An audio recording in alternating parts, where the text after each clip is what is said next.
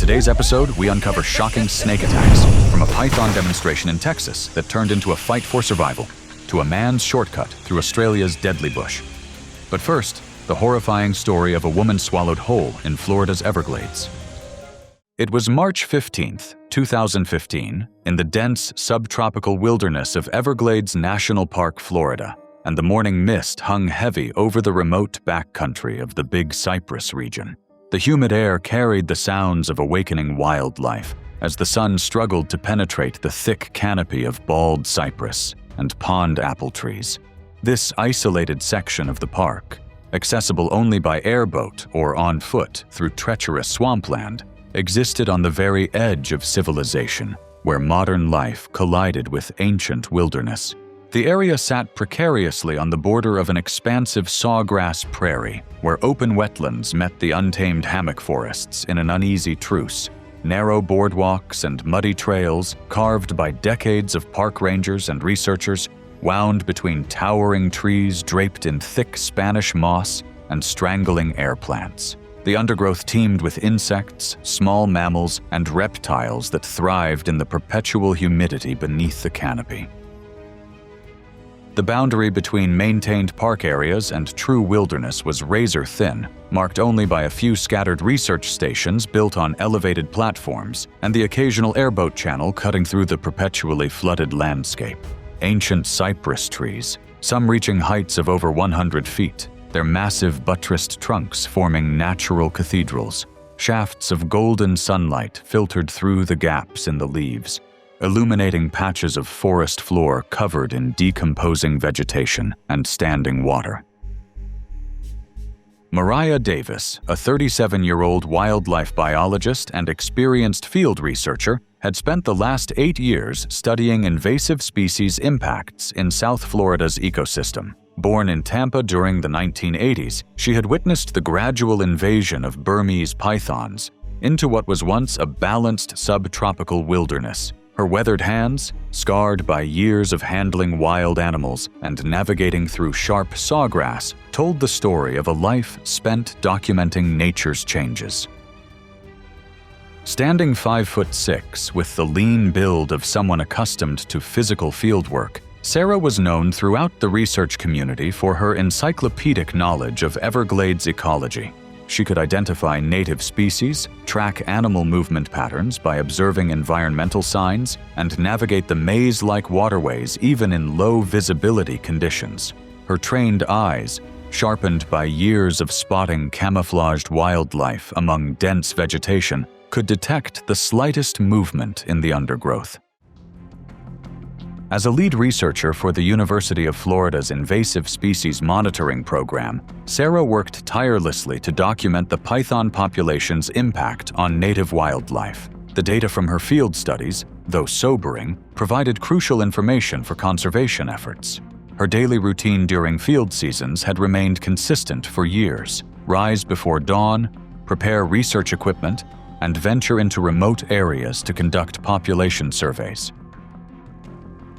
At sunrise, Sarah set out on her scheduled monitoring routine. She prepared a simple field breakfast, gathered her research tools including GPS units, measuring tape, specimen containers, and a long snake hook, and set out along the familiar trail that led to her designated survey transect. The morning air hung thick with humidity, carrying the rich scents of decomposing vegetation and blooming wild orchids. Her research team anticipated her return by evening, just as she had unfailingly done during hundreds of previous surveys. Her field supervisor had reminded her the night before about a department meeting scheduled for the following week, where researchers would discuss recent python capture data that had been troubling the scientific community. Several teams had reported unusually large specimens in recent months, but such reports were becoming increasingly common and rarely caused alarm among experienced researchers. The Burmese python is one of the largest snakes in the world. Adult Burmese pythons caught in Florida average between 6 feet and 9 feet. The largest Burmese captured in Florida measured over 18 feet in length. These magnificent yet deadly creatures possess muscular bodies covered in intricate brown and tan patterns, that provide perfect camouflage in the dappled light, filtering through forest canopies and marsh vegetation. Their hunting arsenal includes heat-sensing pits located along their lips, which detect the infrared radiation emitted by warm-blooded prey with remarkable precision. These thermal sensors allow pythons to hunt effectively in complete darkness, identifying potential victims by their body heat signatures. Their flexible skull structure, connected by elastic ligaments rather than rigid joints, enables their jaws to unhinge and expand to accommodate prey much larger than their normal head circumference. As the afternoon heat reached its peak and the swamp fell into its customary midday quiet, Sarah approached a particularly dense cluster of pond apple trees near a deep water slough. She had been working steadily since morning, her data sheets half filled with species observations, when she noticed an unusual disturbance in the water near a fallen cypress log. As she knelt down to examine what appeared to be python, shed skin caught on submerged branches, positioning herself within arm's reach of the water's edge. A massive Burmese python measuring over 18 feet in length and weighing approximately 180 pounds struck from its concealed position beneath the surface. The serpent had been lying motionless for hours, its heat sensors detecting Sarah's approach long before she became aware of its presence. The python's head, larger than a softball and armed with over 80 backward curving teeth, clamped down on her right shoulder with explosive speed. The first strike sank its sharp, needle-like teeth right through her field shirt and deep into the muscle underneath. Each tooth, designed specifically to prevent prey from escaping, created puncture wounds that immediately began bleeding profusely. The snake's powerful jaw muscles maintained their grip while the massive body began its deadly embrace. Within seconds of the initial strike, the python's muscular coils started wrapping around Sarah's torso, the first thick band encircling her waist with crushing force that immediately compressed her internal organs. The serpent's body, as thick as a telephone pole, continued wrapping around its victim with methodical precision. A second coil encircled her chest, compressing her rib cage and making breathing increasingly difficult. The python's muscular contractions created immense pressure, which began crushing internal organs and cutting off blood circulation to vital areas. A third coil wrapped around her legs, completely immobilizing her lower body. The python's weight, combined with the constricting force, brought both predator and prey into the shallow water, where the final phase of the attack continued with mechanical precision. The constriction process continued for approximately 10 minutes, during which the python maintained constant pressure while monitoring its victim's vital signs through vibrations detected along its body. As circulation to Sarah's brain became severely restricted, her movements became increasingly weak and uncoordinated. Her heart, unable to pump blood through the compressed circulatory system, began beating irregularly before eventually stopping altogether. The python maintained its crushing grip for several additional minutes after detecting the cessation of heartbeat and breathing, ensuring its prey was completely lifeless. Once satisfied that death was complete, the massive serpent began the methodical process of swallowing its victim whole. Starting with the head, the python's flexible jaw structure expanded to accommodate prey much larger than its normal head size. Powerful throat muscles, working in coordinated waves, pushed the body deeper into its digestive system over the course of nearly 3 hours. The snake's body stretched and distended as Sarah's form moved through its length, creating a distinctive bulge that would remain visible for days. Park rangers launched an extensive search operation after Sarah failed to check in via radio that evening. Search teams found the engorged python the following morning, its body distended to nearly twice its normal diameter and barely able to move. The distinctive bulge in the snake's midsection immediately revealed the horrific truth. The incident prompted immediate policy changes regarding solo fieldwork in python-inhabited areas, and sparked renewed debate about invasive species management in Florida's protected lands.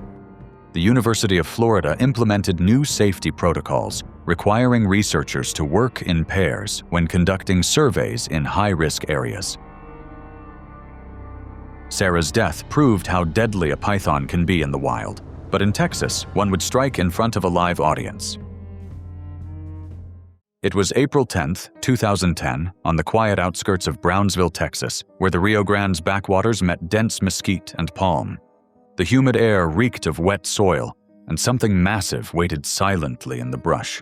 The small local nature park was known for its exotic reptile shows, a mix of native species and non-native rescues confiscated from the illegal pet trade. It wasn't a big-budget tourist attraction, but it had a loyal following among locals and curious travelers passing through. Families came for the turtles and harmless corn snakes. School groups visited to learn about conservation, but the star attraction was the park's prized Burmese python, a reptile unlike anything most visitors had ever seen. This python was a giant, nearly 18 feet long, weighing over 150 pounds, with scales patterned in gold, black, and olive that shimmered under the sunlight filtering through the pavilion roof. It had been rescued years earlier from a private owner who had purchased it as a hatchling, not realizing just how quickly it would grow into a predator capable of overpowering almost anything it could wrap itself around. Now, it lived in a large, reinforced enclosure, fed on a controlled diet, and handled only by experienced staff.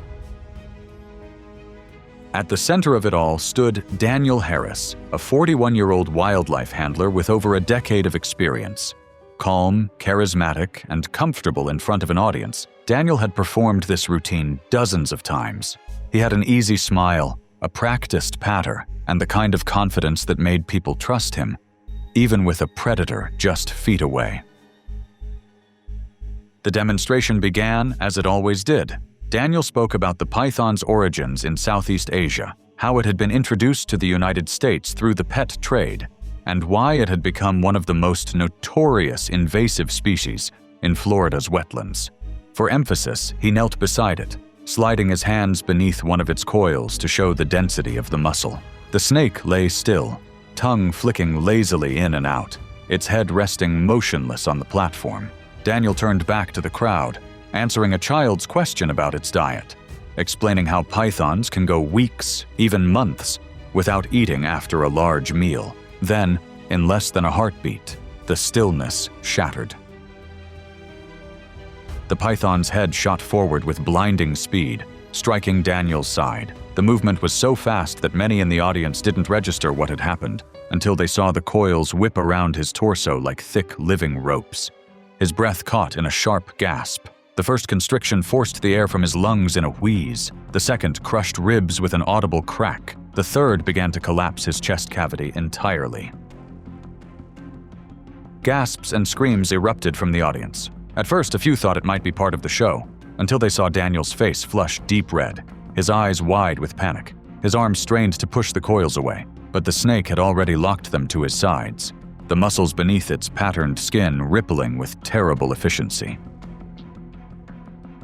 Two staff members rushed forward with metal poles, trying to wedge them between the coils and Daniel's body. One grabbed the snake's head, attempting to control it, but the python twisted violently, nearly knocking him off his feet. Another staffer shouted for the tranquilizer kit, his voice tight with urgency. Daniel's knees buckled. The python adjusted its grip with surgical precision, shifting its coils to sink deeper into his body. Another sharp crack echoed through the pavilion. His breathing grew ragged, his movements weaker with each passing second. Finally, a tranquilizer dart found its mark. The python's body rippled as the drug began to take effect. Its grip loosened slightly, just enough for rescuers to pry Daniel free and drag him onto the floor.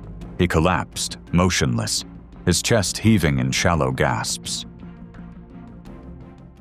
Paramedics arrived within minutes to find Daniel with fractured ribs, collapsed lungs, and coil-shaped bruises. He was rushed to the hospital for emergency surgery to repair the internal damage. He spent weeks in intensive care, haunted by nightmares of the crushing weight and breaking ribs. The python was placed under stricter protocols, and its public shows were canceled indefinitely. Daniel's family later released a short statement thanking the medical team and park staff for saving his life. They acknowledged that he had taken a calculated risk, one that nearly killed him, and that the incident had likely ended his career working with large constrictors. The Brownsville attack was a harsh reminder that even a lifetime of experience can be undone in seconds. Just 2 months later, in the marshes of Louisiana's Lake Pontchartrain, a summer fishing trip turned deadly when a local man came face to face with the South's most feared snake, the cottonmouth. It was July 14th, 2014, on the marshy northern shore of Louisiana's Lake Pontchartrain, a vast brackish lake where Gulf tides met inland rivers. Its shoreline was wild and untamed, with tall reeds, half-sunken cypress roots, and air heavy with salt and decay. Locals knew the place well. For some, it was a paradise good fishing, peaceful sunsets, and nights where the horizon glowed orange from distant city lights. For others, it carried a quiet unease, a healthy respect for the creatures that called the marsh home. And among those creatures, one stood above the rest as the most feared, the cottonmouth, or water moccasin. Thick-bodied, venomous, and notoriously short-tempered, cottonmouths were infamous in the South for holding their ground. While most snakes slither away at the first sign of trouble, the cottonmouth often stood its ground, hooding its mouth wide to flash the ghostly white interior that gave it its name. In Louisiana, they were a fact of life. In the marshes around Pontchartrain, they were everywhere. That afternoon, 42-year-old Roy Lambert parked by an overgrown levee and headed for the shore with his tackle box and cooler. He'd fished these waters since boyhood, knew the snakes well, and had never had trouble as long as you watched your step. Roy headed to a shaded channel, set down his cooler, and cast his line. The bobber plopped into the still water, ripples fading into the heavy summer quiet. On his third cast, he caught movement in the reeds just off to his left. At first, it was only a faint ripple disturbing the surface, small enough to pass for a turtle or a muskrat. But then the ripples straightened into a purposeful line, cutting toward him. A shape emerged, a broad, triangular head lifting just above the waterline. 2 dark, unblinking eyes locked on him. The snake's thick, muscular body slid forward with an unhurried confidence, the wake fanning out behind it. Then the mouth opened, flashing that unmistakable cotton-white interior, a warning. Roy froze, his pulse quickening. The cottonmouth didn't break its approach. He took a careful step back toward the bank, but his heels sank into the mud, holding him for just a fraction too long. The snake closed the distance with surprising speed, head rising higher, tongue flicking in rapid bursts. Roy swung his fishing rod down toward it, hoping to scare it off. It didn't work. In an instant, the cottonmouth struck, a blur of motion that buried its fangs deep into the meat of his calf. The pain was instant and violent, a white-hot burn that shot upward through his leg. He stumbled back, splashing into the shallows, but before he could regain his footing, the snake struck again, this time sinking its fangs just above the knee. And then, just as suddenly, it was gone, sliding back into the reeds, vanishing into the marsh's tangled green. The venom worked quickly. Within moments, his calf was swelling, the skin flushed and tight. A deep ache radiated from the wounds, accompanied by a strange, metallic taste in his mouth. His leg throbbed in time with his heartbeat, each pulse spreading the pain further. Gritting his teeth, Roy tried to push himself upright and limp toward the levee. But each step was slower than the last. His breathing quickened, his chest tight. The path back seemed longer than it had minutes ago, the mud pulling at his boots like it wanted to keep him there. Halfway to the road, his vision blurred. The heat pressed in on him from all sides. He tried to call out for help, but the words came out thin and slurred. His legs buckled, dropping him face first into the warm, sticky mud. Down the shore, 2 teenagers were fishing off a small dock. One glanced up and saw Roy lying in the marsh, barely moving. They shouted to him, but he didn't respond. Dropping their rods, they sprinted toward him, splashing through the shallows.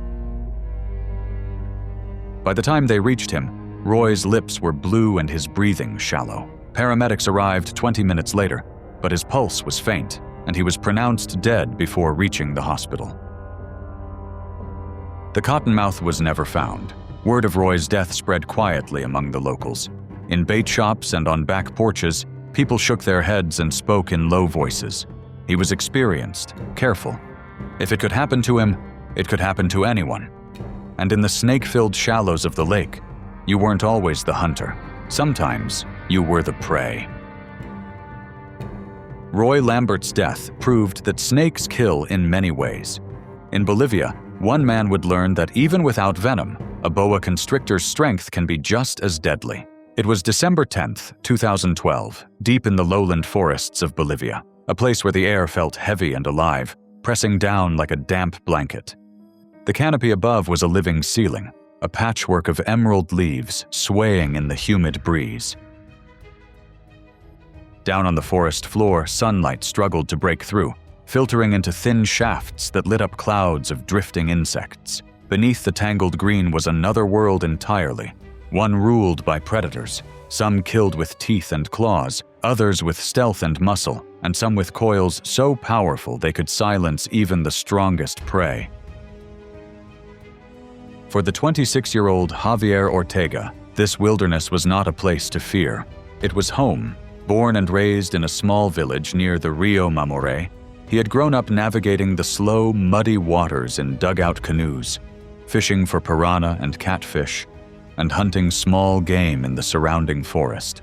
He knew the dangers here, jaguars lurking in the shadows, caimans watching from the riverbanks, venomous snakes coiled under fallen logs. But the boa constrictor? That was different. Boas were common here, and people spoke of them with respect, not dread. They were powerful, yes, but unlike anacondas or highly venomous species, they rarely attacked humans. They hunted rodents, birds, and monkeys, not grown men, or so Javier believed. One humid afternoon in late November, Javier set out to check his family's banana plot with only a worn machete and a sack. The rain-slick trail closed in with low vines and stifling heat.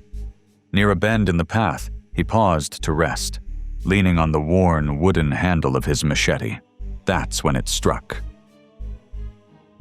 From the leaf litter at his feet, a thick, muscular shape erupted with startling speed. Before Javier could move, the head of a massive boa constrictor, over 15 feet long and as thick as his thigh, latched onto his calf. Its recurved teeth anchored deep into his flesh, holding him like a hooked fish. Pain shot up his leg. He shouted in shock, stumbling backward, but the snake was already in motion. In less than a second, its body surged upward, looping tightly around his legs, then his hips, then his torso. The pressure was immediate and suffocating. Javier swung his machete wildly, hacking at the coils. But the angle was wrong, and the blade was dull. The snake's grip tightened with every exhale, a slow, deliberate rhythm designed to crush and suffocate. Constriction doesn't break bones. It stops blood flow, it prevents the lungs from expanding, and it forces the heart to strain against impossible pressure. Within moments, the forest was filled with the sound of his choking breaths, each one shallower than the last. Somewhere farther down the path, two boys gathering firewood heard the noise. They followed the sound until they stumbled into the clearing and froze. Javier was on the ground, half hidden beneath a living knot of scales. His face was flushed dark red, eyes wide in panic.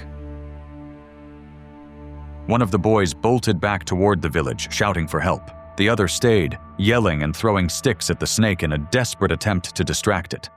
The boa didn't flinch. Its coils shifted slightly, readjusting, squeezing harder. Minutes later, several men burst through the trees, machetes and wooden clubs in hand. They attacked from all sides, hacking at the thick body. The snake writhed violently, tail whipping across the ground, but still it held on. Finally, with one powerful swing, a man severed its head. The coils loosened, and the snake's body fell away, twitching with reflexive contractions. But it was already too late. Javier's body lay limp in the mud. His chest was still, everything pounding his back, shaking his shoulders, pressing their mouths to his in a frantic attempt to breathe life back into him. But nothing worked. They stood in silence, the enormity of what had happened sinking in. Someone muttered a prayer. Others glanced down at the dead snake, its skin glistening in the dim light, the sheer size of it a grim reminder of its power. By nightfall, the story had spread through the village. People spoke in hushed voices, warning children not to wander alone, especially during the wet season when snakes hunted more actively. For many, it was the first time they had heard of a boa killing a man. In the days that followed, a few outsiders came to ask questions. Wildlife experts explained that while such attacks were rare, they were not impossible. Large boas are ambush predators, striking when prey comes too close. Once their coils lock in, escape is almost impossible without immediate and violent intervention. The attack shattered a long-held belief in the village that the boa constrictor was harmless to adults. Javier had grown up with that idea, and it had cost him his life. The Bolivian boa's deadly grip was a silent reminder that brute strength can be just as lethal as venom. And in another corner of the world, a different kind of killer waited, one that relied not on strength, but on stealth, camouflage, and a lightning-fast strike. This was the domain of the Death Adder. It was November 9th, 2016, in the Australian bush, a land infamous for its hazards. Here, danger didn't always roar or growl. Sometimes it lay hidden underfoot. Venomous spiders wove webs across walking tracks. Kangaroos could turn aggressive if approached, and saltwater crocodiles waded in rivers and billabongs. But among Australia's predators, few were as deceptively deadly as the death adder. Unlike most snakes that slither away at the first hint of danger, the death adder stays perfectly still. It buries itself under leaves, grass, or loose soil, its pattern blending seamlessly with the forest floor. It doesn't come looking for you. You come to it.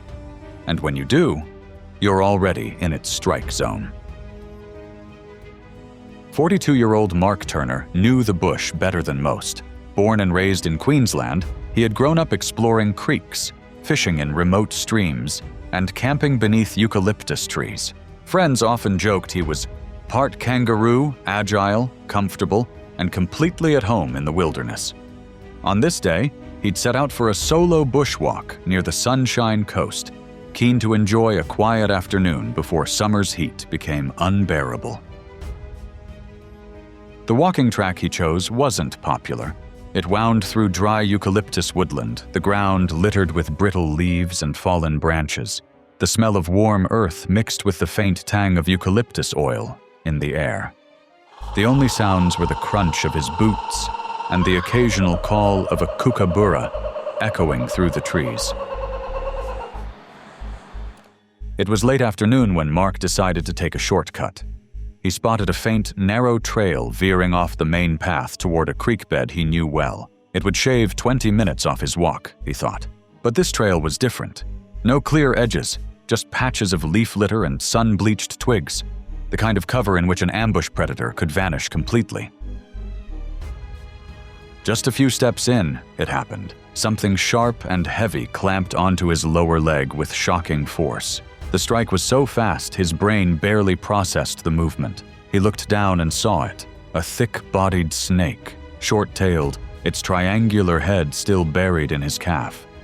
The scales were mottled brown and gray, perfect camouflage for the bush floor. The death adder released almost instantly, retreating only a few inches before coiling again, head raised, ready to strike a second time. Mark's heart pounded. He knew exactly what he was looking at, and exactly what that meant.